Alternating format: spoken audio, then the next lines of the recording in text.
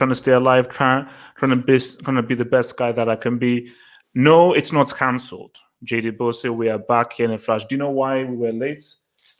I'm starving. I could hear my stomach rumbling. I had to fix myself a salmon, flora, butter, and white bread sandwich. So shout out to my grocers just across the road who do this white bread where like it lasts for like longer. So this actually expires like in May. So shout out to all the people out there who especially package white bread and brown bread. It can last over a month. Therefore, don't ruin the illusion. Don't say that. Oh yeah. Oh, you know what? Just relax. Let me just don't say. Just let me live in my own ignorance world. I'm trying to help you live. I don't give a damn. I don't care. I don't want your help. Especially I don't want your help. So guys, you're gonna need our help, bro. You're about to put pressure on that NHS. Before I okay, first of all, I've got to address it. So, Saksham Gupta, can I just say this out there? Your team is garbage. Your team is trash. Stop sharing your brick-like team that's actually a cheat team, because I'm sure two of those guys have played before. So the team is your team. No, it's legit. He just needs to make a decision on Messi or Maradona. You can't have 2 players for 1 position, 12 men. Okay, so that means his team is void. So if you put 2 players, that means your team is void. So yeah, so look, don't bring like Messi and Maradona. So yeah, so that's it. So don't even talk to me about your team if you put 2 players in 1 position. So yeah, so you're not even in this convo. So before we ride through, because I need to sort of just get my team going up, man.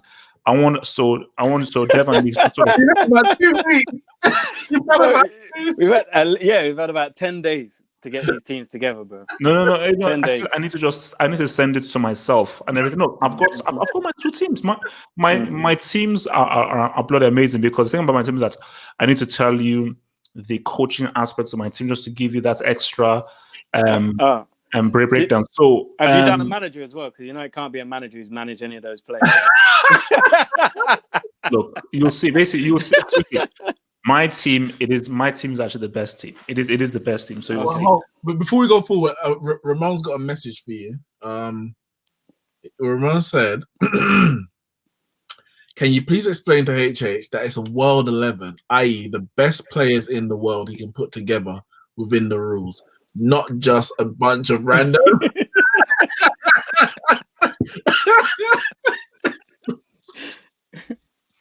Is it? Tell Ramon to keep his extremely cheeky and rude, abusive self. I tell him to observe tell him to fully observe because I will be social distancing fully from Ramon, even when this whole lockdown thing is down. So while I send my team to myself, Devon Nix, I just want your thoughts upon this, because I was reading something that said only 3 teams in the Premier League will be able to buy any players this summer. So, I think it was either 3 or 4 teams. 3 or 4 teams can afford to buy any players this summer based on the whole financial thing. So, I'll come first to Devon and then to Nix. So it's a 2-barrel question. Firstly, is which do you think those teams are? So if it is true, which do you think those 3 or 4 teams are, and how do you think the transfer spending will be affected either for this market or for future markets based on how much money has been lost in the past month or so? In terms of which teams I think it may be, I think it's probably Man United. I'd say Man United. I'd imagine Liverpool, Man City and Newcastle. I imagine they're the 4. Possibly Chelsea, considering that they had the transfer ban has now been lifted. So they probably have money which they couldn't spend before, which they may be able to spend now. But Chelsea are doing a lot to help out with this coronavirus things, where Abramovich is putting a lot on the club, allowing NHS staff to use facilities within the hotel, which is attached to the stadium, stuff like that. So I don't know how much money is being put into that. So, but I think it's probably Newcastle for sure. The game's done changed. Do you know what I mean? It's like this is like Man City is Barksdale, and Newcastle is Marlow. Things about to change. So I'd imagine Newcastle are one of them. But in terms of how it's going to affect transfers and whatnot, I think the landscape of football might change due to this coronavirus. I think clubs may not be able to spend as much as they once did. They may not want to spend as much as they once did, because remember, once this is over, it doesn't mean it's over. Mm. Do you know what I mean? It just means things are starting to look good. We're going to tread the water, but it could happen again. So clubs ain't going to be like, you know what, we're through it. Let's just splash money, because you never know, this might happen again. So clubs might be a little bit more apprehensive when it comes to spending big money. But then there's some clubs that are going to want to sell. So you're going to have clubs who are going to be actively trying to sell players, which means that transfer fees may come down because clubs need to sell players. Smaller clubs aren't going to be able to sit there and keep their star players if the club's going to go out of business. They're going to have to sell them. And whereas before clubs might try and stretch 15, 16, 17 million or whatever for a player who we all know isn't worth that much, but they could get it, now that same player is probably going to go for about 5 or 6 million, because you can't really, you have no bargaining tools. Basically, it's, if I don't sell this guy, the club's done. Yeah. You know what I mean? So if I know that your club's about to go out of business, I'm going to say, well, I'll give you 5 million. You're going to have to take that 5 million.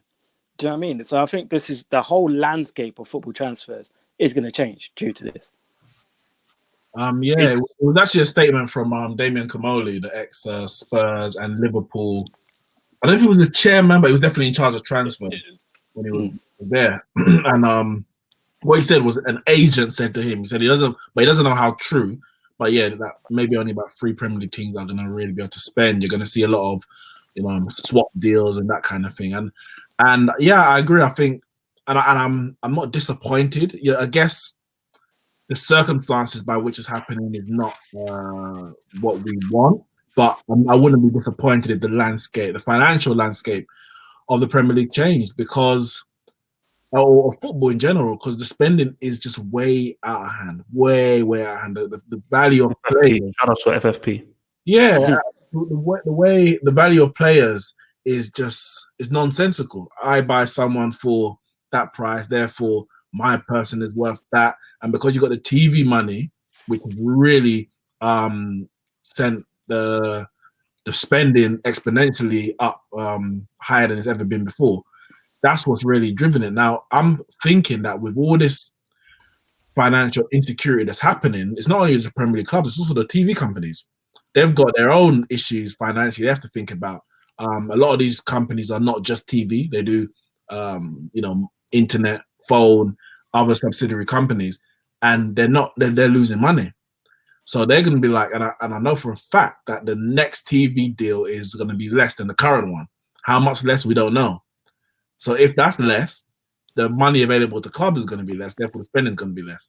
It's all a knock-on effect. So, I think it's going to reduce, which I think is going to bring a bit more perspective back to football. I spoke about, I think it was last week when I was saying that players are moving clubs for money and not for what's the best football interest. That may then come back into football, because if the money isn't much greater in the Premier League than it is in La Liga, than it is in Italy, then you move for the football reasons, the players, the manager, the technical side of the game, etc. In terms of what clubs can spend, now I was thinking, when you said the 3, I was thinking Man United, obviously, Man City to an extent. It depends how this whole FFP thing goes. They always have cash, bro. Huh? They always have cash. Yeah, but it depends how this whole FFP thing goes. Like what kind of, because if they don't get banned, they may get a sanction. It may be that they can only spend X amount. They may get a transfer ban. Like Chelsea did, for example. We don't know if it was to get reduced from what it currently is. I'm not sure if Newcastle were one of the 3 that they were talking about at the time. I'm not sure when the conversation they had, but definitely if that takeover happens, which it looks like it's going to happen, Newcastle are going to spend. Which manager that is, we'll have to wait and see. And I think Chelsea still will be in the market to spend. We know they've already made a biggish money summer signing already in Hakim Ziyech, so they've already got the ball rolling in that regard. Yeah, but this could be the reset that football needs. This could be the reset that football needs if it's handled correctly. It could be a moment where we realize that football just needs to get back to the essence of football, which is a sport, and the business comes second. Yeah, it's a long shot, but you never know.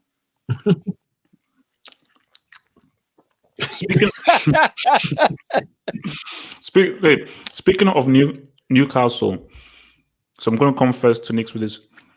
If this takeover happens, do you think automatically they will now compete with Man City, Liverpool, and so forth? And who do you think their manager should be? On the manager, first and foremost, I think they should get back Benitez. I think that should be. He didn't want to leave in the first place. He only left because basically a disagreement and falling out with Mike actually regarding how much he was going to be backed in the transfer market. There's going to be no, up to a point, no limit to the backing the transfer market he's going to get with those new owners. The company I can't remember what they call now. Saudi Arabia. Well, basically. Company, but they're worth 260 billion. The owner, the Prince bin Al Haman or whatever his name is, he's worth 7 billion, just a personal worth. So there's going to be no limit there. I think a manager like him, I think that's the key. The spending is one thing. The manager who is spending the money, what players you get in, and how you're coaching them. Because we saw Man City, for example, when they first got the money, they by getting a certain amount of players, you automatically raise your game a bit. But it took them still a little while to get back in the Champions League. Bro, they had Mark Hughes there when that takeover happened. To get into the Champions League, because they didn't have the right manager. They got some good players, decent players, Premier League quality, but they needed the tactical nous to beat the current players who are already in the Champions League, who are already of a decent level. And of course, they had to spend a certain amount to get them, which players are going to go, etc., etc. And when you're talking about competing with Man City and Liverpool in terms of Premier League title, that's a long way away, because even, as I said, Man City, their takeover happened in 2008, and it was 4 years before they won the Premier League on the last day of the season, and they've never they had never defended the title up until last year. And at the time, I would say, who were they trying to beat to get to the title? It was Man United and arguably Chelsea, because they won it in 2010. Right now, I would say Newcastle will have to get past Man United, who's got money, Liverpool, who are where they are, Man City, who are where they are and have got money, Chelsea, who have got money. They have to get past all those teams on a financial level as well as a footballing level. And then on a random footballing level, there's the likes of Wolves, there's Arsenal, there's Spurs, even Leicester. Leicester's got money. Yeah, I was going to say. What money? Wolves got money. What do you mean by Owner's worth $5 billion. He's worth just less than Khalid Al Mubarak as a personal role. So they're not like, it's not going to be an easy run for Newcastle, but they want to get back in. They want to get into Europe or get back into Europe.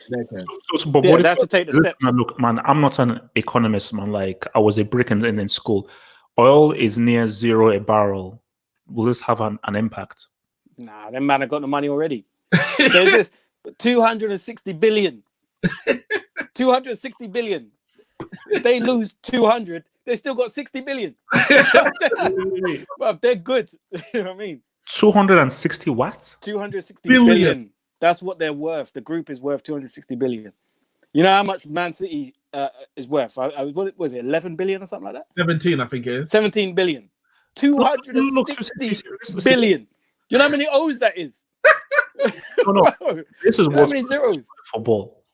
This is what's going to go destroy. Like, the worst thing that happened, even if shout out to my guy because he's one of the best guys out there, Nobel Prize winner, Roman Abramovich. Once he came in, as much as I loved him coming in just to get the superstar teams, which obviously led to that 2012 CL. And also, I actually have a question to actually ask about that, but afterwards. I knew that this was a bad thing and this was going to be a slippery slope because many rich guys would be like, oh my gosh, let me have my own toy. And because I've always said that bringing a cap system, people say, oh no, that's too American, blah, blah. I don't want a cap system. But if you don't have a cap system and if you have an organization like the FFP who are useless, what you'll just have is a circus. You just have a circus where guys are like, so there's no limits on spending. I can pay for anybody. And players will literally just move to Scunthorpe FC. Wait, look, I can get paid 2 million. It is Scunthorpe. Fine. Let me take my fish and chips, my raincoats, and everything. Let me go and see Mrs. Haggard, who's never seen a black man in her life before. I don't give a damn. If you're paying me 200,000 a week, I will go and live in Scunthorpe FC and go to the local Scunthorpe ice rink and say what's up. So the money thing is just going to just mess with the dynamics. So, like, but look, see, Newcastle, they used to be a big team and everything, but if more and more businessmen, like, what if Steve Ballmer buys a football team, Bill Gates buys a football team, Jeff Bezos says, I want to create Amazon FC, or I want to put Amazon in front of Southampton. You have a circus. Yeah, but the thing is as well with the Abramovich thing, yeah, he came in and he was kind of like the first billionaire to come in and get involved. But where I give him his credits is he's actually treated it like a football club. Yeah, he actually runs it like a football club. It isn't a toy for him. It's serious. So when results don't come in, it hurts him. It was almost like you could see it hurts him. He's at every game. Whereas some of these other ones, they literally do treat it like, Kroenke. Kroenke treats it as a cash cow. It's a cash cow. He couldn't give a shit about football. He couldn't give a shit about Arsenal Football Club. It's just, I need the money to keep coming in so I can line my pockets and stay in America and look nice. Do you know what I mean? Whereas the thing is with, obviously, Man City and their owners, it's a sport. They want to win. The interviews, they've said they want to win. They want to be very successful. I imagine the Newcastle, the group that's taken over there, they're going to be along that same mindset. They're going to want to win. The problem that Newcastle are going to have is you have to spend the money wisely. You can't just come in and throw money. Look, Man City did that first, 50 million on Robinho or whatever it was. They were signing these players that just came literally for a paycheck. And then after a while, they stopped signing star names. If you notice, Man City never really buy players who are stars. Well, I made it already, yeah. Yeah, they buy players on the cusp of being stars and make them into stars and then don't lose them. No one takes players from Man City. No one's taken a player from Man City. So Newcastle need to be careful in where they spend this money. If they come in and just go, right, we need to, and everyone knows Newcastle got money and they go, right, here's 150 million on Coutinho. It's not going to work. But that's why the manager, and maybe if they have like a sporting director, is so important, because Steve Bruce, for example, I can see him, like, he needs to try and keep his job. So he's going to go out, buy that person. I need a star striker, this, that, and it ain't going to work. You know, they got Joe Linton, and they're not playing in a way that's going to benefit Joe Linton. So he just wasted 40 million. Whereas someone like Benitez, one, especially but Steve Bruce ain't the owner's choice. Whoever comes in is the owner's choice. So he already comes with a bit of backing, a little bit of leverage, a little time to build what they need to build. Benitez already has the backing of the crowd. So that's one thing, the fans. Two, he's going to buy players that fit his style, not this dream that the owners want to build, this Harlem Globetrotters kind of thing. He's like, this is what I'm about. This is the style I'm playing. These are the players that I want. So I think, the manager they get, Poch has been spoken about, Allegri's been spoken about. The manager they get is going to be the guy was given a CL final appearance by Lucas Moura and Son.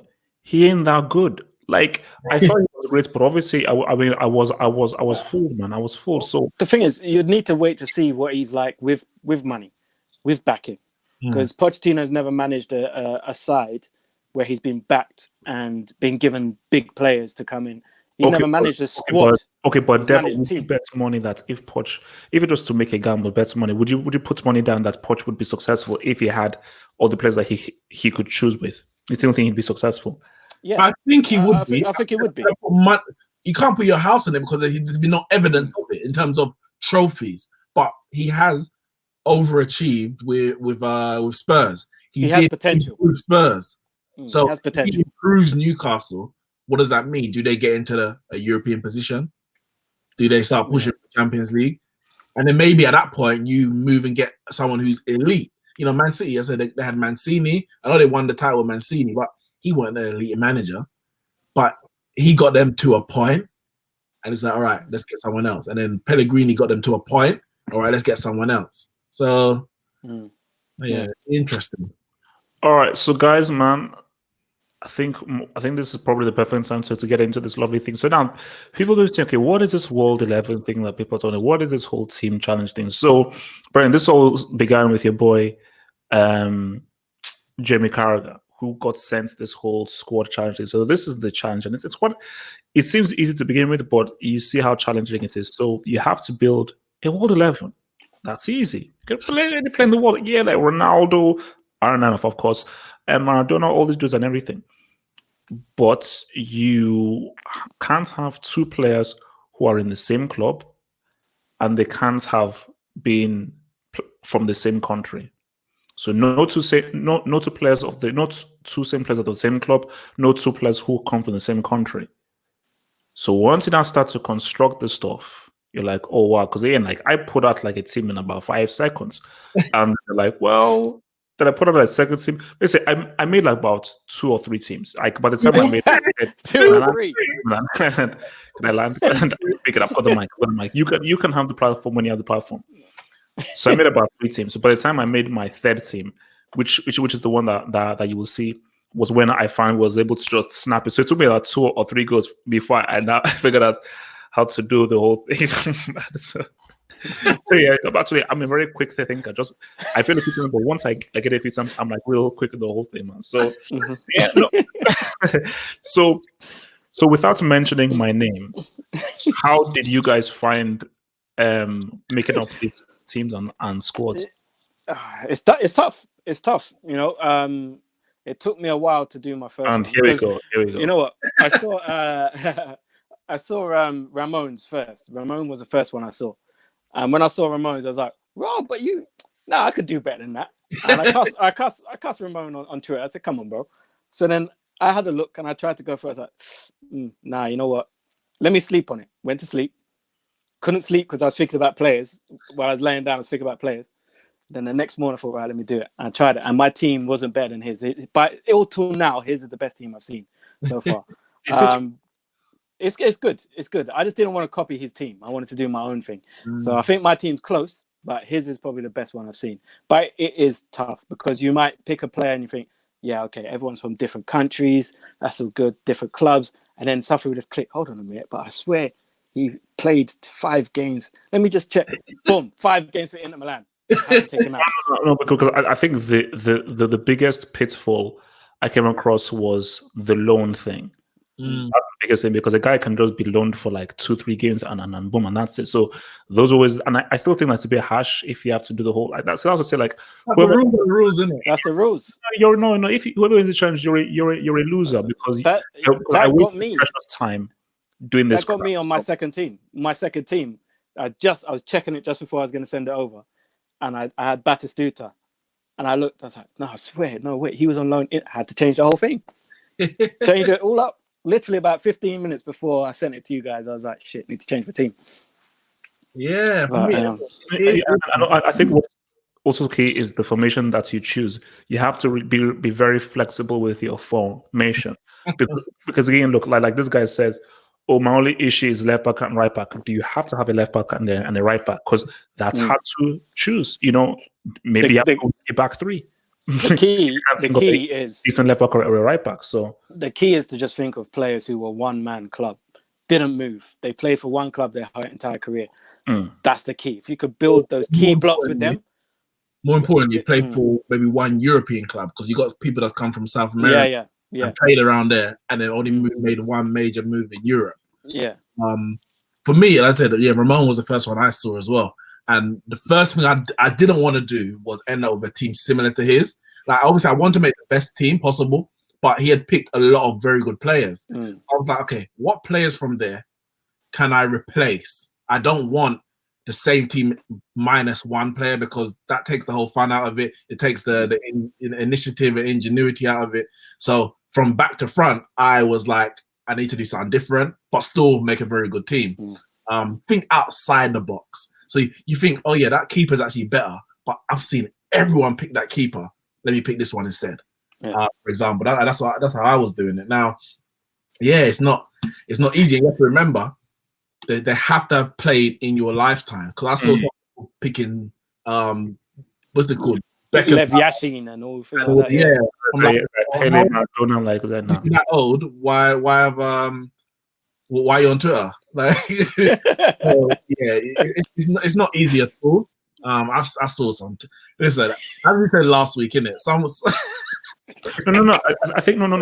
The moment I see anybody pick or R9, R9. I just press delete or I just close the window. Yeah. Alright. It's not Let's easy. do I think this. there's one common denominator in most of the teams. Not all of them, but most of them. And we'll get onto them. Is Maldini, because he was at one club for the whole time, and he was, the greatest defender we've ever seen. Left back, centre back, whatever. But no, it's interesting. It's interesting. Okay, well, look, man. Let's, without further ado, man. So, who wants to show their team first, man? Which of you guys? I'll go first. Put up my Okay. one. Are we doing? Wait. Can I put my version 2 first? So we're doing version 2 first. Okay, we're gonna do version. No. I want to do my version 1 first because my version okay. is better than my version. Do my version 2 first. Wait, which one is your version 1? What? My version 2 is better than my version 1. Yeah. So I'm I'm gonna. Well, no. I have to explain my version 1. Okay. So when I explain my version 1, then people will be like, all right, HH, you're the GOAT analyst of all time. Yo, put on my version 1. Put on my version 1. You want to put your version 1? Okay, so let me so is this your version 1? That is my version 1. It says V1. Okay. So, as I said, I looked at Ramon's team first. What is this? And I didn't want to have the same team. So one common denominator I saw throughout most of the teams was Oblak and goal. And that's easy because he played for Atletico Madrid, his only European club, and Slovakia. Is Slovakia? No, he played for Benfica as well, no? Oh, did he? Okay. Yeah. But, it might be, who's it? Slovenia. Slovenia, yeah. Slovenia. Oh, you're already onto a winner there because those are obscure clubs, outside of Atletico Madrid. But I went for Chilave, the Paraguayan goalkeeper who took free kicks and penalties. So I thought, all right, man. See people in the comments, who is the keeper? You're laughing. Yeah. Do you? I also remember Sheshelovets was like a politician as well. So I think he ran for office. Basically, the guy was like Character. Paraguay's emblem. Yeah. So Yeah. Hasn't he got over 100 career goals? I wouldn't be surprised. Yeah. I wouldn't be surprised. Not 100% sure. I wouldn't be surprised. He took a mean free kick and took penalties as well. And then the fullbacks, Lam and Maldini, I think for me, I had to get them in. Like those are the best fullbacks I've seen outside of Ashley Cole, but then that created no issues. I put him in. So Maldini, Philip Lahm, that was the easy choice for me. Centre backs was getting a bit tricky. Because I was looking at the likes of Vidic, the likes of Rio, John Terry, but that gave me trouble up the pitch, especially with Vidic because he played for Man United. So in the end, anyway, I settled on Van Dijk. I had someone else, and in the end, I settled on Sol Campbell. Now I'm gonna go to the front before I go to the midfield because the midfield was why is that? Why are you going to go to the front before the midfield? Well, carry on. It was bloody difficult. I literally just had to find. Anyway, we'll get there. Yeah, we'll get there. Don't worry, we'll get there. Both teams didn't actually have Cristiano Ronaldo, and I was like, I understood why not because he played for Man United, Real Madrid, and Juventus. But I'm like, if I'm doing a World 11, I have to have Cristiano Ronaldo and Lionel Messi. I don't care what anyone says. Like R9, I couldn't have because he played for all the teams they did. So and pretty much any top class Brazilian, Rivaldo couldn't have, Ronaldinho couldn't have because if I had those, I can't have Messi. Maradona, if I had him, I can't have Messi. They're both Argentinian, both play for Barcelona. So me, Messi, automatic pick, and Ronaldo for me, automatic pick. And I was like, all right, make the team work around Ronaldo, Messi, Maldini, Lam. Make the team work around that. Got those two in. And then the midfield, actually, so this is, I say version 1. It's the version 1 that I've settled on. My initial midfield was, I couldn't get any proper good Brazilians, so I got the next best, which was Gilberto Silva. He's invincible. Give him his respect. And I had Christian Eriksen. That was see. That's what I say. You don't nix your smoking crack. I was like, I made for the crack smoking. He was my last pick. Christian Eriksen was my last pick. In my original, that version 0, you might say. And I was like, nah, that can't work, man. Not Eriksen. So in the end, I got David Silva, Premier League legend. one of the greatest players we've seen in the Premier League. Doesn't need any introduction. Put Cavani up top because he's a quality striker, and he doesn't. Again, you're looking for people who hasn't. He's played for Napoli, PSG, Uruguay. So it's kind of he's sorted there. And then Juninho Pernambucano. Now again, he's the only Brazilian in my team. Free kick merchant. And he's a free kick specialist. That's what he's in my team. No, a free kick merchant. If you foul anywhere inside the your half, Juninho's hitting the target, innit? And if you don't go, Cavani's getting the rebound. So, it's either you're not going to foul or you're going to allow him to make a pass to Ronaldo and Messi. And then Kante. Yeah, I don't need to explain Kante. When I didn't have him in initially, and then when I got him in, I was like, yeah, that's a bit more solid. So that's my team. Yeah. So actually, wait, could De Bruyne fit in your team? I would have to take out Silva. But De Bruyne right now, better than David Silva. De Bruyne is not greater. Maybe at the end of his career, he may prove to be. Probably not. David Silva's got Euros, World Cup, multiple Premier League. No, you couldn't have De Bruyne. You couldn't have De Bruyne because he played for Chelsea.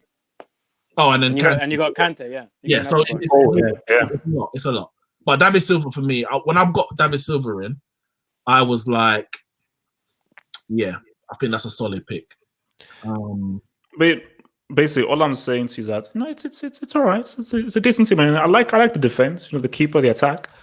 That midfield is getting ramrodded. No. But you're sleeping on Juninho. Is lightweight.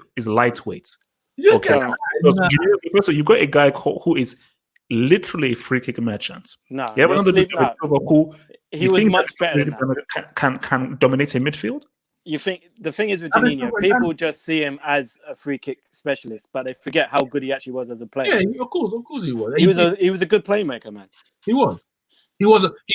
No, if I was making a world 11 without these rules, he would have been nowhere near my team. Of course, but the rules are there for a reason. But alone, Kante and David Silva, those are.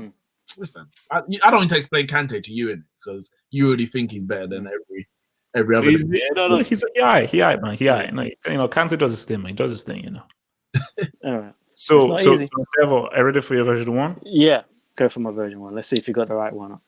So is this your version 1? That's my version 1. That's my version 1 right there.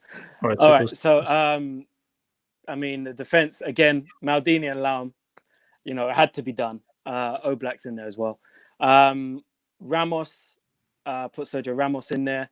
To be honest, this defense I wasn't happy with it because it's too close to what Ramon had. But at this point in time, I was like, if it's going to be the very best players I could think of, then that's what it is, isn't it? I struggled with the next centre back. I really struggled to get someone in there. At one point, I had Mihailovic in there because I thought he's Serbian. I'm not going to have another Serb. He played for blah. And then when I was doing it, and then I put Bergkamp in, and then I realised Mihailovic played for Inter. Bergkamp played. I couldn't do it. So I settled on Koulibaly. Just play for Napoli. That's it. Gerrard, one man, only played for Liverpool. De Bruyne is in there because he's Kevin De Bruyne. Bergkamp speaks for itself at 10. Messi, had to get Messi in there. Again, that's the same as what Neeks was saying. Had to have Messi. I didn't go for Ronaldo because of playing for so many other teams. It would have really kind of just tied me up. I wouldn't have been able to. It would have mixed my head up too much if I'd have had him in there because then I'd have to get rid of Ramos, and it's just a bit of a madness. So I've gone with Mbappe, right wing. Devil, get your striker, please. I'm begging you. No, you're saying that, but you forget how much of a gunman Mario Yardel was. Look at his record. Against two. Look at his Champions League. Peasants, farmers, and Champions League. And fishmongers. How many fishmongers did he be up against? Just tell me let me give you a stat now of his record in the Champions League. 55 games in European competition. He had 42 goals. And that's playing for Porto and Galatasaray. He was a gunman. He had almost as many goals as he did games in his career before he moved to England. Devil, you've been done. I've been done. You've been done. See, it's tough. It's tough. I did not know De Bruyne come from Genk. You're Are you lucky sure? got Are you sure they're Man both City. Genk and one weren't Gent? Are you sure one wasn't Gent and one was Genk? There's two clubs. There's He said, Gent. whoever made this thing is a full. So Just double knowing check that for me, please. I'll tell you in a second. So Yeah, yeah, I thought Koulibaly came from Ghent. no, they're both Genk. Oh, they're With a both K. Genk. Yeah. Oh, okay. All right. My bad then. okay, so My Devil, bad is there then. any way that you can make a live A live change. Well, yeah. I'd probably have to take out Kevin De Bruyne. Let's have a look. And bring in Kante and take out Mbappe and bring in Ronaldo. No, if I can't do that because Ramos is there. Oh yeah. So if I took out De Bruyne, I'd need to get a midfielder from. Do you need your plan to be No, because I've got a Brazilian up front. I've got a Brazilian up front. So I could have a Man City midfielder who hasn't. Oh, not that. No. See, it's tough, man. It's tough. Hold on. Go back to it. Funny thing about this is Go back to it. Yeah, bro. Take him out. Take out Kevin De Bruyne and put in Roy Keane. And that's it. Put in Roy Keane. Okay. That works. works. Man To United. be honest, Not to be gonna- honest, it's a better team because That will I would shore it up say a your bit more. midfield already. You ain't got no defensive midfielder. Gerard, didn't it? Everyone says he could do everything. But De Bruyne ain't doing that. Listen, for this particular exercise, I'm a Liverpool fan, innit? And Gerard could do everything. He's the best at everything. So, basically, like the funny thing about this is that there's always that one player who you will literally say, "Look, this is a player who you didn't even give it a moment's thought to." And look, I have that player, and this player, so for Devil, it's a dude called Mario Jadel. Bro, do your research, though. Look, I know who he is. I'm trying to criticize both. And then for thingy is General Pernambucan. And I'm going to explain my thing as well. So, are you ready for version 1? This is going to be funny. Let's go. So let's yes, Nick's take a drink because quench that thirst. What? But why is it so small?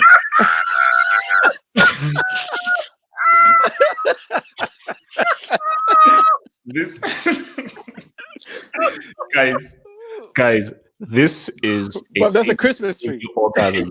First of all, I want you just to feast your eyes on this thing of beauty because literally I won the competition. Even what's it called? Ramon sent me a private message saying that don't tell anyone, man. But yeah, your team is money, and I wasn't going to say it, but Ramon, you sent me that message saying my team is money. So guys, first of all, feast your eyes on this. Feast your eyes on this. Have you feasted it? Now let me tell you why you're. I know this only version You know once. what? You know what? I'll tell you, your defense is very solid. You got a solid defense. Let me land. So first of all, you've got a guy who many people consider the greatest keeper in the world, and a guy who brought in the whole super keeper and helped revolutionize goalkeeping, Manuel Neuer. So first of all, I don't know how you're going to score against a pick Neuer, but Sorry, let me add on to that. Is this why you made your poll? Trying to push the Neuer agenda? Yes, exactly. Yes. I did. Now, guys, feast on this back three. We've got a Laporte who I believe right now is one of the best defenders currently right now based on form.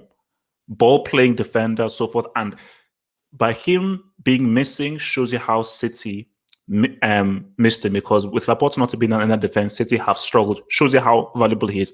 Do I need to say about Maldini? Do I need to say anything about Maldini? No, I don't. Peak Godin? Guys, change the screen to 3, please. Guys, you are not scoring. You're not sniffing. You're not sniffing in chance in this thing. So first of all, so for you guys, Devil and thinking, you're not scoring. You're not scoring. Now let's go deeper. Marcelo. People say, "Oh, HH," but Marcelo is defensively not all right. That's why I've got your boy Maldini saying what's up to cover him. So Marcelo is going to rip you a new one offensively. Arguably one of the greatest offensive left backs out there. Azpilicueta is about being solid. It's about being solid, solidity. and we know that he can put in a cross from deep, but he still had to get past. I'm gonna get to my guy. Roy Keane. We know what he is. Tough. Break it down. Boom. Hard in the tackle. I know everybody is looking at a certain dude. I will explain him. Okocha. Now, people say that people want to talk about Bolton, he and do all that kind of stuff. JJ Okocha taught Ronaldinho all he knew. Ronaldinho said he learned. Let me land. Ronaldinho said he learned all of his skills from Okocha while he was at PSG. So Okocha taught and tutored one of the most gifted football players of all time. And Okocha never had a quality midfield. He never had a quality midfield to support him. And everybody already considers Okocha one of the most gifted players that we've ever seen. Maradona, need I say more? Need I say more? Based on what this guy has done. People call him the GOAT. Alan Shearer, goal machine. Flipping goal machine. So people say William Carvalho. Now, I know people want to throw hate on William Carvalho.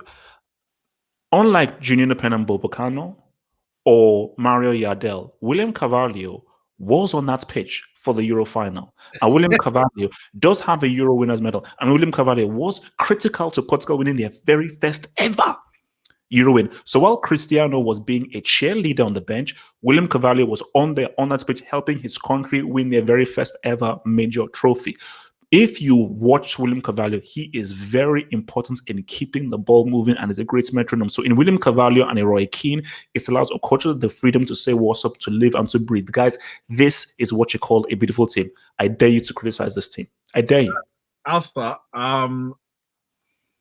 Janino Pernambucano has 3 international trophies. Minor trophies, yes, but trophies nonetheless. Confederations Cup, too long. Azpilicueta. Solidity. You've got 4 centre backs in a back 5. Let's be honest, because Azpilicueta, right wing back, right. He's a right back, left back. If you're talking about as a full back or a centre back, he ain't a right wing back. Based on how he's been playing, he can walk there. He can work. He's the world 11. I don't need. He's gonna make it work. And he plays. He can go there. That's what I need. Okocha, yeah, you go on about Okocha. Yeah, he's got some skill. We need to have an honest conversation about. Oh, I am ready to have. I don't think you are. There's a reason why Okocha, when he came to England, played for Bolton. Sam Allardyce's Bolton. Yeah, and Hull. Why it was the likes of him and was it Jokayev? Jokayev, yeah, Dugout. Giannakopoulos, Stanislas Delios. And aging Ivan Campo. Yeah, Ivan Campo.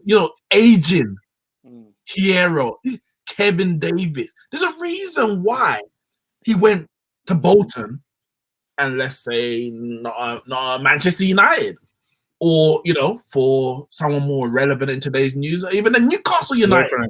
Nix, what are you trying to say? That Okocha ain't all that you're cracking him up to be. Very skillful player, but he ain't better than, let's say, in the number 10 position. He ain't better than a Messi, who's created for our teams, or Bergkamp, or a Bergkamp. So you're saying Okocha isn't better than Messi? That's exactly how good is Okocha really? Don't go That's there. The question. Don't go there. Because you can't be high. Yes, Gatlock, damn right, Azpilicueta, because he is a solid to defense. He works for the flipping team. Laporte is a good centre back in today's day, but Laporte's not going to go down as a legendary centre back. It's got international. No. Don't do that. No. Who has not got international? Wait. He's not Nix. Don't have not. He's been played for. Do you know what? Staying in France, and he has not got one cap. You're being hypocritical because I can say the same thing about Janino Pernambucano. He is going down as a... No, wait. No, you can't. The thing is, with Janino Pernambucano, he was part of the most successful French side in the history of the French games. 7 back-to-back title wins. And they played in the Champions League. They played in Champions What League. did they do in CL? So what has Laporte done? He hasn't done it, has he? As much as Man City. Yeah. Laporte No, Laporte, in today's day and age, Laporte is a very good centre back. But how many centre backs right now, let's be honest, are world class? And Laporte ain't the best of them. Laporte is world class. He's world class. In today's day and age, maybe. Yeah. But he can't chat. He can't chat. I'm saying, I got Van Dijk and Campbell. He ain't better than Van Dijk and he ain't better than Solskjaer. This team, excuse the pun, is getting that ass. Because Laporte is right next to two legends. So him next to two legends means that because it's like a combination. Laporte with two legends makes like what's it called? Three legends. Voltron. What's it called? Super Saiyan. Go. You would call it. Let's move on to the second side. The second team. So Gilberto Silva for William Carvalho, bro. Well, if I put Gilberto Silva, I can't have Marcelo, and nobody is robbing me of my Marcelo because Marcelo is how I will destroy Devo and Nix's team. So, guys, let's move to the second team because whilst we move on, just in the comments, whose version 1 wins? I mean, Devil's already out because his team was. No, I've got Roy Keane. So whose version 1 wins? So I can see Roy Keane. Kevin De HH. Bruyne got injured in the. We're seeing about 5 people saying HH at the moment. I'm 5 HHs. 1 for Knicks, 1 for Devon. I'm seeing a lot of HH. I'm seeing a lot of HH. Maybe mine. Guys are voting for your boy. Guys, thanks for the votes, man. Thanks for the votes. Bro, man. you're delusional, bro. Thanks for the votes. He's actually delusional. You know. All right. So while you guys, throwing the stuff in there, see, look at that. Thank you. Boom. Footy troll. How? Footy troll the troll about Devil. What do you mean Devil for sure? What is going on? My team was solid. You guys saying my Devil team's got balance. No, my team's got balance. Your team don't exist. My team's got balance, and people are saying Mario Yardell, but unless you actually look at Yardell's record and actually look at what he did for Porto and for Galatasaray, forget what he did at Bolton. Forget that. Because by then he was eating. He was a drug addict by then. By the time he comes to England, he was on drugs. Dark Zero said he missed my team. Just bring up my team quickly because he said Devil's team's sick, but he didn't see my team. Ooh, what a team! What a team! But to be fair, you know what? No, guys. The team's about balance. Teams are about balance. No, guys. Knicks has got more balance than. Tell me that a midfield of David Silva and Juninho Pernambucano can say what's up. You guys smoke and sniff crack. Yeah, but look at your midfield. William Carvalho and Okocha. Whoa. Bro, we're looking at midfields. I've got the best midfield. Wait. Okay. Let me compare. David Silva, you only won those Euros by playing off the back and feeding off the crumbs of a team that's considered one of the greatest teams of all time. So you were. What about the Premier League stuff? Let me land. You were a small cog in a team because you were the greatest teams of all time. So how much contribution did you do really? Do you know Pernambucano? You played like 1 game in World Cup 06. What the hell did you do? Oh, we won the Uber Eats. Does anybody care about Uber Eats? How many CLs have you done? Now let me. Wait. Why did you not go to Kante? Why did you not go to Kante? Your boy William Carvalho, he is a Euro winner.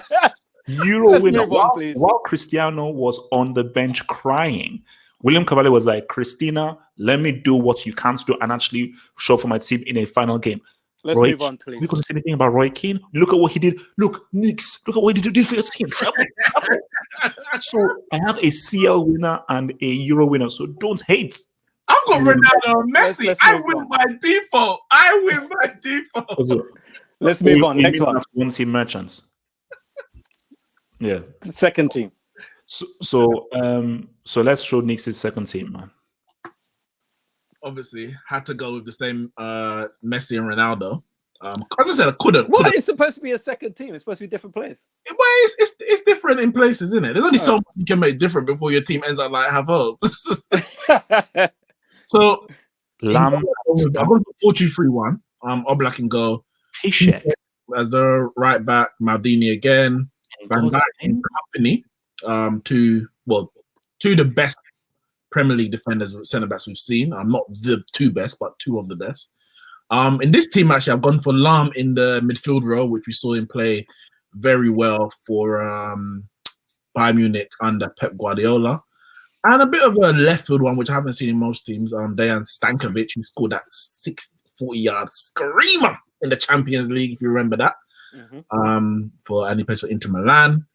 And then Mbappe found his way into this team, Messi moving in from the right into the cam position, which I think, he can play to a very, very good level. Cristiano Ronaldo, of course, has to get into the team. Champions League's greatest ever player.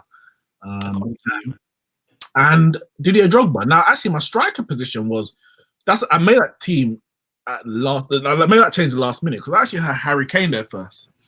Excuse me? I had Harry Kane there first.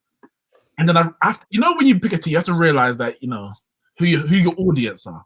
And Have Hope has corrupted you lot to think that Drogba is a great striker.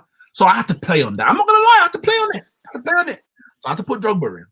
And the question is this a final or is this a Premier League game? If this is a Premier League game, middle of the season, Drogba ain't doing nothing. Drogba, I'm not going to lie. But if this is a final, unbeaten. Nix, can you explain? You know what? Please. Nix, please explain the Piszczek. Find me in the better right back that can fit into this team without making major changes. You know what the thing is? You see my first team. Now that I've got Keane in there, I could probably put Drogba up front instead of Jardel if people want to play for. If it's but Jardel was probably a better striker than Drogba. No, Dover's too late. Your team is I'm just saying. I could have done that. No saying. I'm not saying anything. Anyway, let's load up my second team. See, whereas Nix has gone basically the same team. Again, you basically got the same team. You're people in different positions. You pick the same players, so you're not avoided. It's not moving to Devil now. I've tried to do a completely different side. So this is my second side. So I've got Thomas Ravelli in goal, who was a Swedish. Remember, he was a Swedish goalkeeper in World Cup, part of the World Cup squad in '94. 94, the Swedish team that finished third. He's a very decorated goalkeeper in Sweden. He was highly regarded. I never played his career outside of Sweden, but every time Sweden turned up to international competitions, he did very well for them. So I've gone for him. Lauren at right back, invincible. Won the African Nations Cup twice. Got player of the tournament in the 2000 African Nations. Company centre back, Matthias Sammer.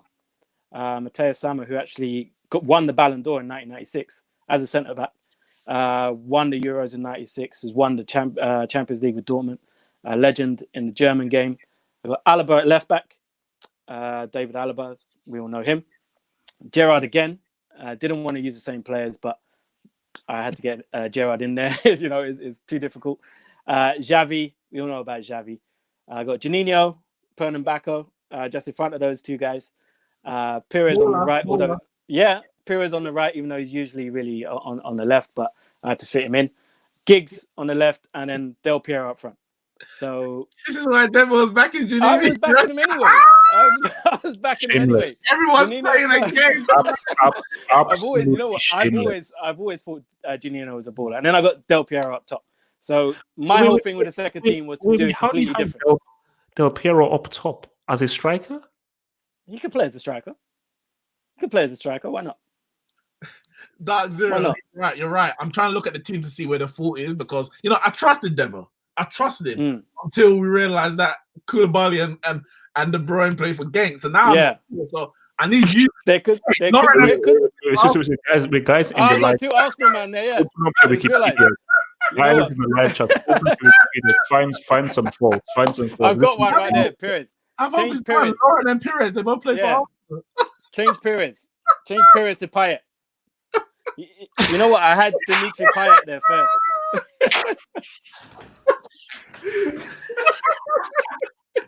He's done it again. You know what? I had Dimitri Payet there first, and I changed it last minute to Pires. I should have left it as Payet.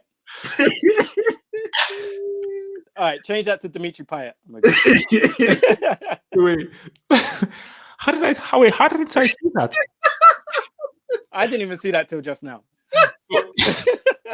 Wait. So what's the change? Payet, Dimitri Payet. Oh. I don't know, bro.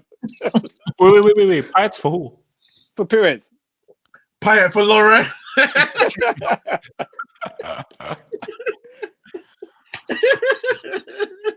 Or if I wanted to do it, I could just put Mbappe there. But I wanted to have different players, so I tried to think of a completely different 11. So let's just put Mbappe there. Well. He had 2 teams, and they both. Look, Devil, you had one job. One, bro. I was trying to make you look better. So I was like, wow.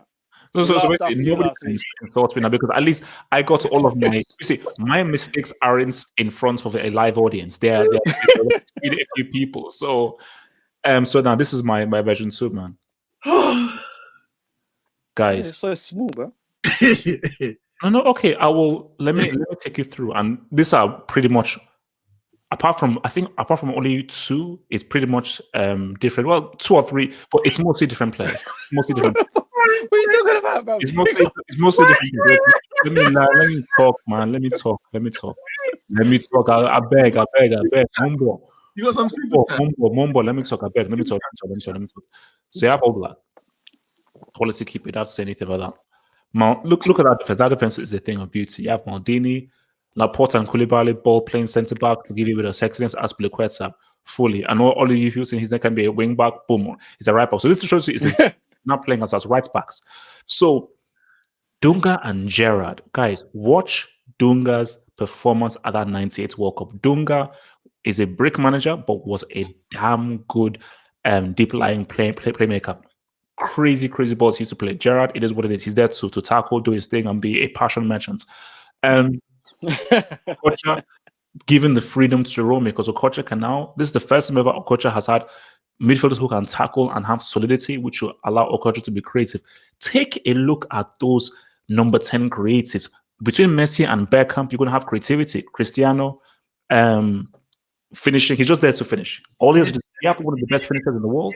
He's just there to finish. He's just there. He's just there to finish. He's just there to finish. Guys, tell me this isn't an absolutely amazing team. Please criticize that team. I dare you. It's better than your first team, for sure. Much better than your first team. Much better than your first team. No, but my first team, if coached well, can't be beat. This looks good on paper, but my first team is that once I coach them, boom. No, but this has got much more balance than your first team. Much more balance. Yeah, definitely got more balance. Your first team's shite. No, it's not. This is a better team than the first team. So who wins, bro? Who wins? No, so some people are saying this Aspi and Laporte. No, Laporte hasn't played for Spain. Yeah.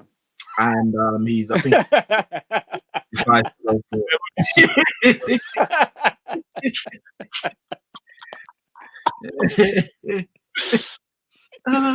No, sorry, you know what I was talking about earlier? I find it. Who was it? It was it Al Madis? He goes, and he's an Arsenal fan too. How did you know they played together at the same time? They played in the same team at the same time. I know. Yeah, I literally don't know how I didn't see that. Yeah, no, Aspi and Laporte, that works, guys. They didn't play together. They didn't play together. Not for senior football. Under 20s, maybe, I don't know. But Aspilicueta played for. Actually, another people were missing was this dude. I mean, why? There's a reason why would you pick Tim Howard? He played for Man United. If you have Tim Howard, you can't have Keane, you can't have Ronaldo, you can't have no one.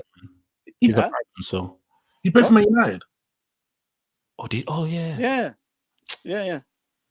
No, this is a good team. It's a solid because it's got the balance, got the 4. I mean, Aspi's all right and Laporte's all right. We're talking about World 11. These men ain't touching it generally, but I give you a player here or there. I think in my team there was only one person I carried, which was Piszczek, but he's a good player himself. I think Aspi and Laporte are both good players. Dunga's. Oh my god! What you could have Lam. You could have Philip Lam. Because he's German. We don't have another German. Yeah. Well, you know, you missed out. Oh, I'll even more. It's a good But you thing. know what? It's a But it very depends on how you was trying to do it. If you're trying to do it like me, where you just have two completely different sides, Mm. which obviously you weren't because you had Aspilicueta in both teams. So I don't know why you didn't pick Lamb. And he had Maldini in both teams. Yeah. And Yeah. but I'm not complaining because I had about 5 players that were the same. Yeah. I didn't. Yeah. Anyway, guys, yes, Koulibaly played for France under 20s. We're talking about senior football. I mean, come on, man. He played for Thingy when he was in the womb. Oh, well, if we're gonna do this, then we won't be able to pay no one. Whatever it's like when someone goes, didn't Messi play for New Yeah, York? no, like, yeah. But Yeah, he signed for Barcelona when he was 12. You know what I mean? Can't do that. Okay, Can't so do that. So guys, maybe like last 10 minutes, we'll take some questions. So send in questions for us. Last 10 minutes, we'll answer some questions. So while guys are sending in questions, did you guys watch the Teddy Riley? Nah, man, I didn't You see didn't, it. you didn't watch it, Nah, I didn't see it. I've heard a lot of people talking about it. bro. Mm. I watched the stuff live. Mm. This was one of the biggest train wrecks of all time. It's really one of the biggest train wrecks of all time because again, like these are two R&B legends. Like literally, like if you were young in the early 90s or so forth, these guys made songs for your party. Either when you were 4, 5, 6, 6 or 7. So because basically they're gonna have the rematch later on tonight. So hopefully that's gonna be good. But wasn't it like very, very embarrassing for Teddy Riley? Why is he doing a rematch? They were cussing on Twitter because I think Yeah. Teddy tried to have like a full like band or something, and there was so much echo, and it was terrible. I only heard a little bit. Oh no. Basically, what it was that while he was streaming on Instagram, he was also streaming it onto his website. So they actually showed behind the scenes he had a full crew, cameras, lighting, back thing. Babyface came with his piano, studio, and everything. And Babyface's audio was far clearer than Teddy Riley, who had everything. Because it's Instagram Live. All you need is a phone and a deck, and you play your records and plug it in. Because guys don't know that we're not going to get super premium samples. We're just there for the experience and so forth. Because what happens is that after they do this, Tidal and Spotify make like a playlist, and then that's when you can okay, boom. Someone said, Teddy Riley versus Devil.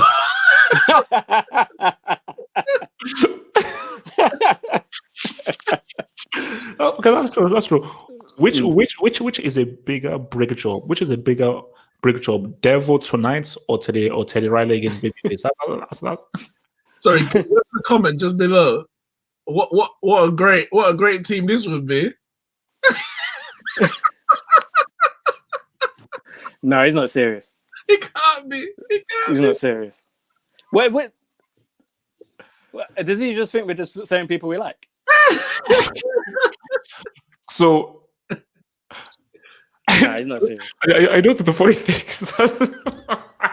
is he says Ronaldo and he puts Brazil.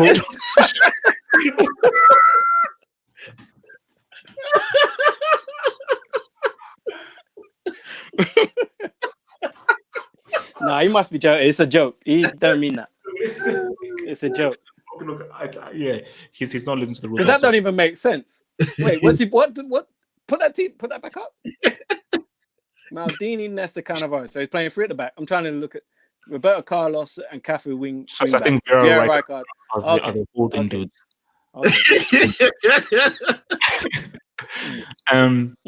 Okay. Best goalkeeping performance ever. We did this last week. Yeah.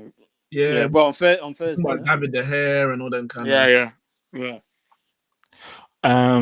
Any of you seen the first episodes of the MJ doc? No. Actually, someone asked me that, and I thought it was Michael Jackson. I was like, not again. Let the man rest. Michael Jordan, isn't it? Michael Jordan, yeah. Really good. Because has anyone been watching Quarantine Radio, Tory Lanez? Oh, that stuff is what. Wait. Did you see the whole strawberry milk? You know what? Strawberry milk. The ad libs alone are worth watching. You have the guys like calcium. Oh my god! Calcium. Oh my god! It's brilliant. It's so funny. On the how far are you into the MJ documentary? No. So It's on Netflix, so they do 2 episodes each week, and I think it's 10 parts. So it's over 5 weeks, 2 episodes, and you know it really good, really because basically I think so they gave full access, unrestricted access to the Bulls. That's what I was going to ask. Is it an MJ documentary or is it a Bulls documentary? It's Bulls. Okay. But it's been sold as a Jordan documentary. So basically, they're clever. I'm gonna watch it because I'll tell you why. Because I'm a big LeBron fan, on and off the court. I'm a MJ fan on the court, AA fan off the court. But, and I'm not saying MJ is arguably, it may not be, it may just be clear the GOAT. Fair enough, cool, whatever. But people don't give respect to his supporting cast, you might say. Scottie Pippen, for example, Rodman. No, bro, watch it. Were, you might say, in the trenches. Seriously, based on what you just said, because the last episode, you'll see. I'm definitely going to watch it. But maybe people might, well, after they watch it, because, you know, nostalgia is one thing, isn't it? And when you hear about something without watching it, you might put it higher on a pedestal than it should be. And then you might appreciate maybe what LeBron's working with ain't even comparable, or what he was working with, not now, to what MJ had. MJ was great in his own right, but don't think he was a one-man team, because it definitely wasn't. It definitely wasn't. No, it wasn't. No. It's well, so far it's a really good dog. So will Newcastle take the place of Man City? We did that at the beginning of the show. What did we? We answered that at the beginning of the show, yeah. When you was eating your sandwich. Well, if Man City don't get in the Champions League, well, Newcastle are going to come fifth. 2 Arabs can survive in the Premier League at once, if that's what you're asking. So have you heard this thing about Partey to Arsenal? That's been a rumor for a while, to be honest. We've been linked with him for a long time, but I can't see us unless we're losing Aubameyang and maybe shipping out some other players. I don't think we're going to be making any big signings this summer, especially now that the players are having to take pay cut and all that kind of thing. I don't think there's going to be money there to be making no big signings. No, but my thing was that why would Atletico even sell Partey to begin with? Because that's what Atletico do. Remember, everyone in La Liga, everyone in Spain's got a release clause. So if someone activates it, I mean, Barca didn't want to sell Neymar, did they? And his release clause is like 50 between 50 and 60 million euros. Atletico, that's what they do. They sell players. Yeah. You know, Atletico have been turning over players for years. Apparently, they're working on extending his contract, which without a doubt increases their release. So Devon has said thoughts on Obarin to Real Devon. Yeah, I wouldn't be surprised at all to see him leave. Okay, so because I think that's what we're talking about before. So his contract ends next June, not this. Next June. So if we don't sell him this season, you have to sell him. Well, basically, for free. Basically, he'll go for free, which is the exact same thing that we had before. Not that Aubameyang and Ramsey are the same quality of player, because they're not. But Ramsey was the same situation where if we're not going to sign him to a contract, we should have sold him. And we didn't. And we just let his contract run out and let him go for free. So I can't see us doing the same thing again with Aubameyang. So if he's not going to sign the contract, then we should sell him. Well, I think the most similar one would be Van Persie, because he had a year left to run his contract. Yeah, Man United got him. Because Van Persie, I think Van Persie, he said he went to Wenger, said, "Bro, who are we going to sign?" Yeah. I think Wenger didn't like that, so Wenger said, "No, look, bro, you can't just." No, well, apparently, Van Persie came out and said that he had a meeting with the chief execs and stuff, and he gave 7 points of a way that Arsenal could be more competitive, and they didn't like that. Do you know what I mean? They didn't like that. They said, no, we don't agree with any of those points, and that's where the contract negotiations kind of broke down. So it wasn't just Wenger. It was okay. But let me ask you this: so, in hindsight, as an Arsenal fan, do you think he was in the right to do that, or he overstepped his boundary as a player? I think you have a right to tell if you're a footballer and you have certain ambitions, of course you have a right to say that. You have a right to communicate that if you're negotiating contract. That's part of your contract negotiations. It's like, well, I want to know that we're moving in the same direction and we have the same ambitions. It depends on how you did that. Yeah, has to be respectful. And it depends. Yeah, it has to be a respectful manner, and it depends on what avenues you took to say what you had to say. So if you're saying it in the press, for example, and then you're saying it to the club, that's wrong. But if you're going to the club And it depends because maybe it's agents and Arsenal. Do you know what I mean? Some players have agents who are Arsenals and mash up everything for them, even though they mean the right thing. The agent will go into the meeting and say X, Y, Z in the wrong way, and now all of a sudden everything's fractured and whatever. But there's too many players that have gone to Arsenal and said our ambitions are this, that, and the other, and end up leaving for it to be a thing where, you know what I mean, the club actually shared these ambitions. Because if they did, all of those players wouldn't have left. And people get on to Fabregas and the way he left. He left in the wrong way. And then the comments he made the other day about Nasri and Van Persie being the only ones on his level mentally and blah, blah, blah. I was like, I make you right. Because he was saying when we would lose, he would feel very upset and blah, blah, blah. And then the others would just be off doing their thing. And you saw it many times. Van Persie, you said. No, Fabregas said this. Fabregas said Van Persie and Nasri are the only ones who are really on his level in terms of that mentality of wanting to win no matter what. And I think at that time, we had some players who were good, but we didn't have players on their level. You could see what they've done since they left Arsenal proves that they were right. And I think that was the problem that we had for a long time, is the mentality. We didn't have that win at all cost mentality. It was just like, let's play some good football and hope we win. If we don't, we didn't win. Okay. Do you know what I mean? You didn't see the same level. When them boys were losing, when we was the Invincibles, we wanted to fight everybody in the stadium. Do you know what I mean? Yeah, they wanted to fight everybody. I think Wenger was just very naive. I think Wenger didn't really understand where football was going and the kind of loyalty that the class of 92 had for Fergie wasn't the same kind of loyalty that you would have in a wholly different footballing world. Because what he wanted to do was replicate even not to the same, but similar to the extent of like, you know what, I'm going to keep these guys together. Give me 5 years of chemistry building. In 5 years, we'll be so in sync, we'll just start winning everything. But he didn't know that, no, this is modern football. And even if these guys are young, they want to win now. You know what? There's two things that Wenger did wrong. The first one was breaking up the Invincibles too soon. He broke up that team way too soon. Selling Vieira well, Vieira was going to go for 2 years before we actually did go. Wenger stopped him from leaving for 2 years. He wanted to leave long time. So when he actually did go, it was like, well, okay, you've given me this amount of time. I can't stand in your way anymore. But breaking up that team as quickly as he did, that was a mistake. Whether that was his fault or not, that's an error. The second one was being too loyal to too many players who weren't good enough. He had this thing where he wanted to just give people chance after chance after chance.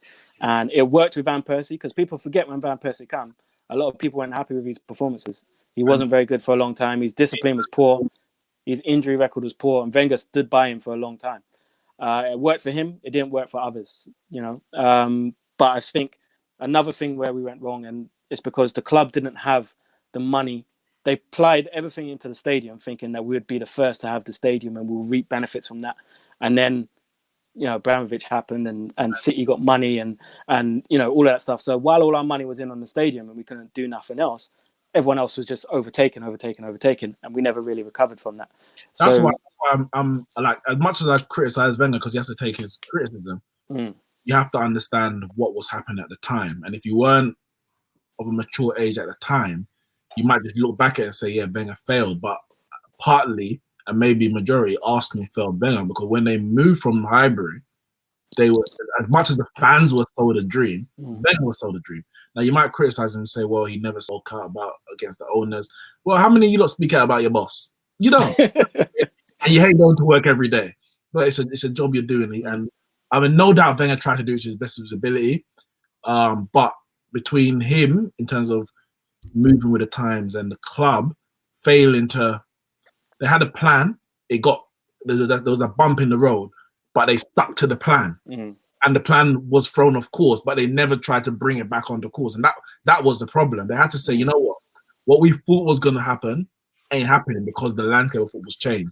What do we do now? They never changed their plan. They just stuck with it, and kind of just, because of Wenger's genius, to be fair, why they were able to stick with it for so long, because he kept getting them in the Champions League. How many years did we keep saying, this is the year Arsenal going to drop out of the Champions League? This is the year Arsenal going to drop out of the Champions League. And they never did. So one way or another, they never did until they finally got trophy. Yeah, but we had to mash up Tottenham's lasagna to get there. All sorts of things to get there. But you know what? Wenger was the original ride or die, bro.